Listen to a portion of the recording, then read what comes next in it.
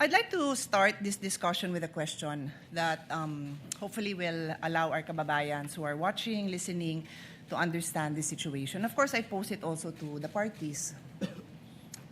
If the government had in mind that there's a business, and of course, a particular businessman or businesswoman who is violating a lot of laws pertaining to the operation of their business, be it customs law, BIR, regulations, can they just proceed and pwede ba silang basta na lang mag-request ng dokumento o mag-file ng kaso na requiring the businessman and the corporation to produce those documents? Pwede ba? So yun ang pag-isipan natin, no? Kasi yun ang tanong eh. Similarly, ginagawan ko lang ng ibang analogy para maintindihan ng mga kababayan natin. So this is the essence, dear colleagues, parties, of the principle of due process. This is ingrained in our Constitution.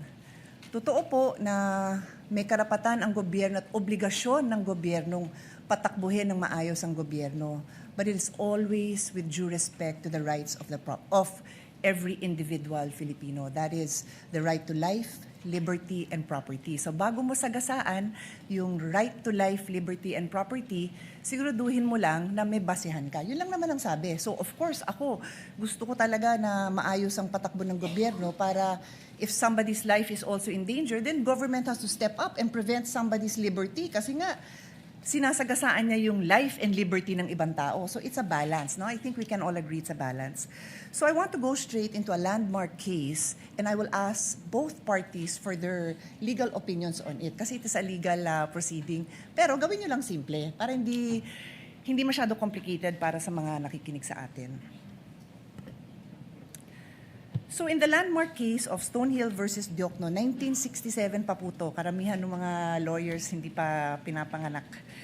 The importance of due process was highlighted and the Supreme Court discussed 2 points. General warrants are void. Sabi ng Supreme Court, a warrant must be issued on probable cause for one specific offense and must particularly describe the thing being seized. So kailangan particular ang description dun sa warrant. Warrants that leave it to the discretion of the officers serving them to decide what to seize or general warrants are outlawed by the Constitution because they place the sanctity of the home and privacy at the mercy of prosecutors. So sinabi dito na kailangan specific. Take note warrant ito ha. Supina naman ang pinag-uusapan natin. Alam ko po yun. Pero I'm pointing it out kasi ang magiging tanong ko later on is kung relevant ito sa kaso. Okay? The other principle that was established in Stonehill versus Diokno was the exclusionary rule. Evidence obtained through an unconstitutional search is inadmissible for any purpose in any proceeding. Ito po yung tinatawag na the fruit of the poison tree. Pag nakuha mo yung information dun sa bawal na paraan, kung ano yung information mo, bawal ipakita yon. And this is where I need to get guidance from the presiding officer. If I'm allowed, I don't have to name names, to share the discussion that we had in caucus para lang mabanggit ko na ito yung mga provisions of law na napag-usapan. Am I allowed to do that? Would you like me to approach you? Please let me know because I will abide. Basically, because ang nangyari is we had our own discussion and I want to mention the provisions of law that we discussed. I don't have to mention names. The lady may proceed. Okay, thank you.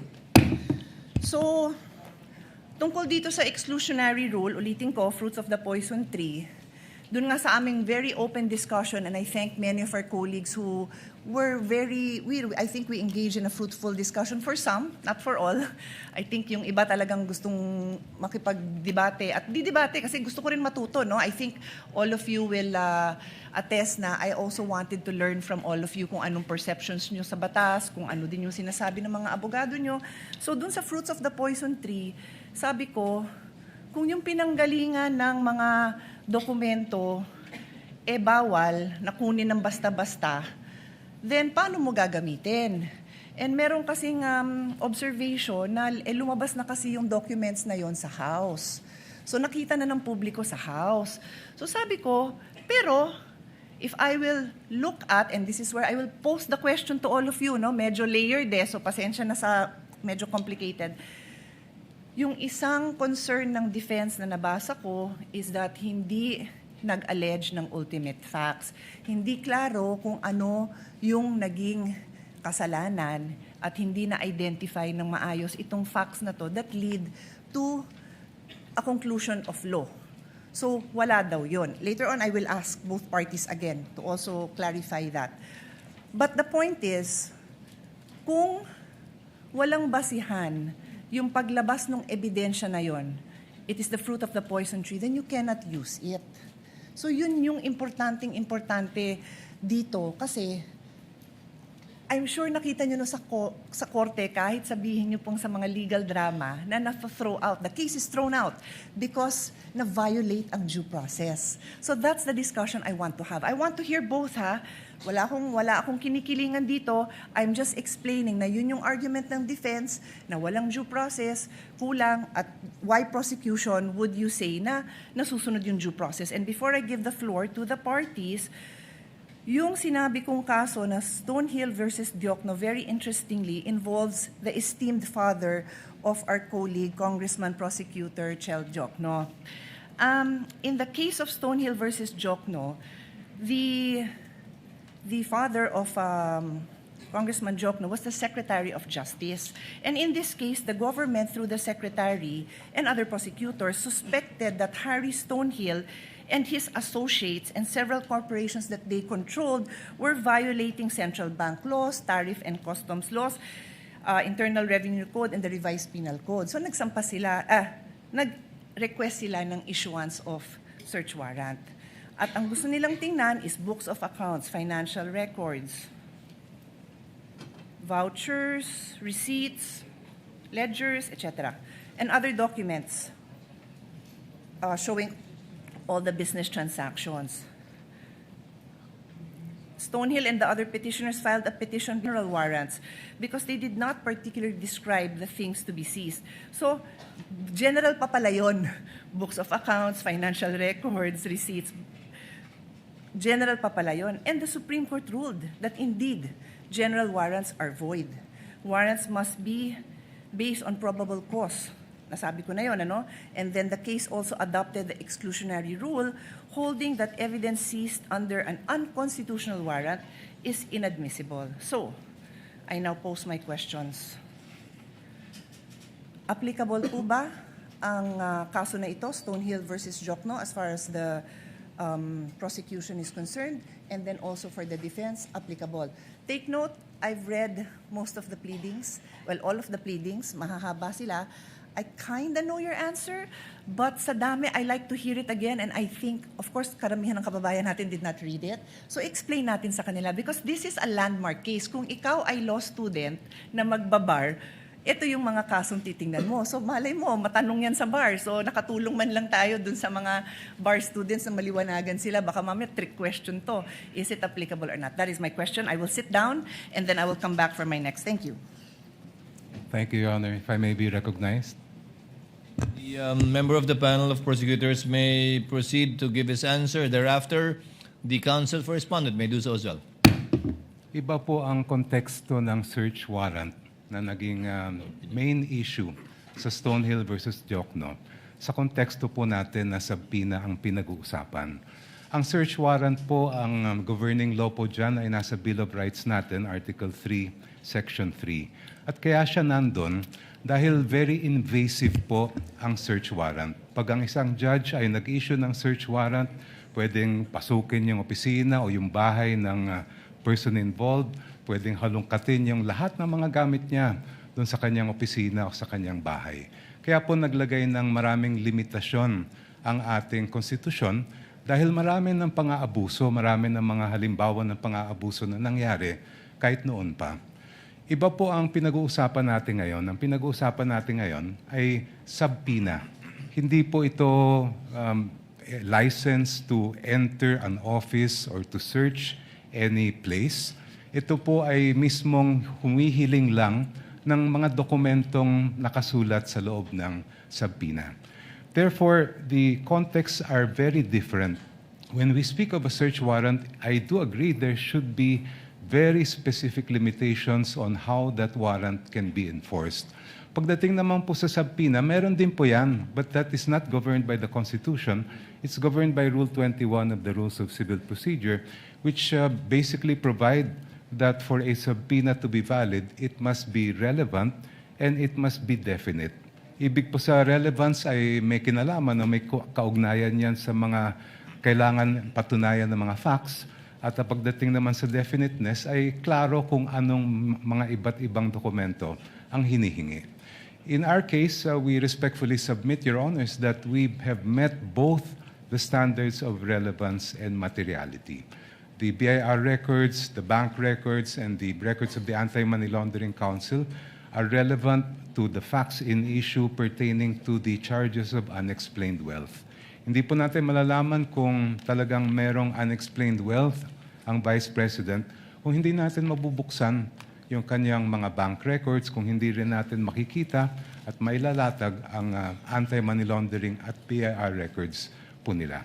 And insofar as definiteness is concerned, we have specified the particular documents that we are requesting, and we have included as well an explanation of why those are important.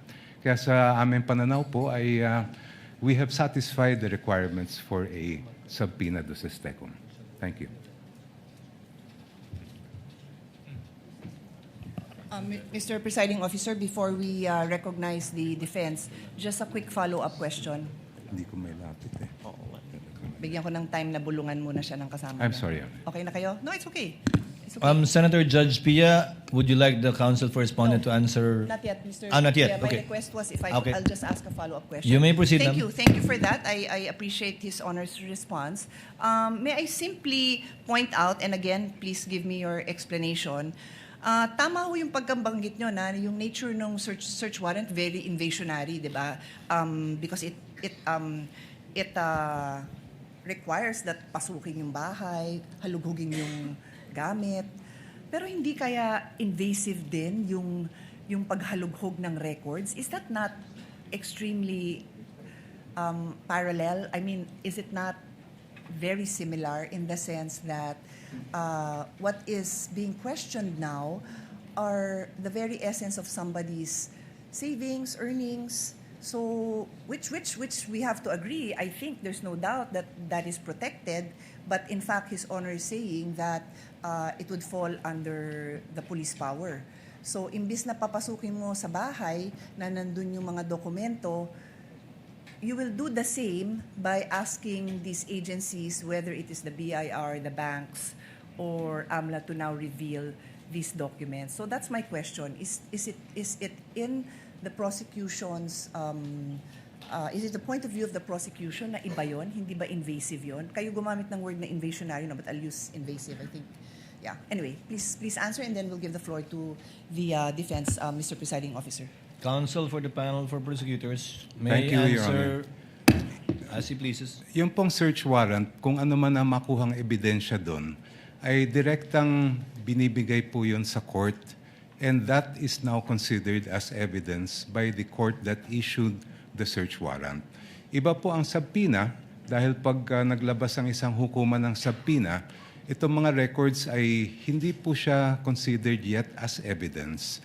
Yan po ay ipoproduce lang, dadalhin lang po sa korte, and now it is up to the parties, and I refer to both parties, to decide which of those documents may be relevant in terms of the evidence that they are need to present. Yung pong nakikita po natin sa subpoena, it is not in any way invasive because, as I mentioned earlier, as pointed out by Senator Enrile when he was the presiding officer in the Corona trial, we are simply having those documents produced. The admissibility of those documents will only be determined after, if offered by the parties. Kaya po sa aming mga pananaw ay malaking-malaki ang pagkaiba ng search warrant sa subpoena.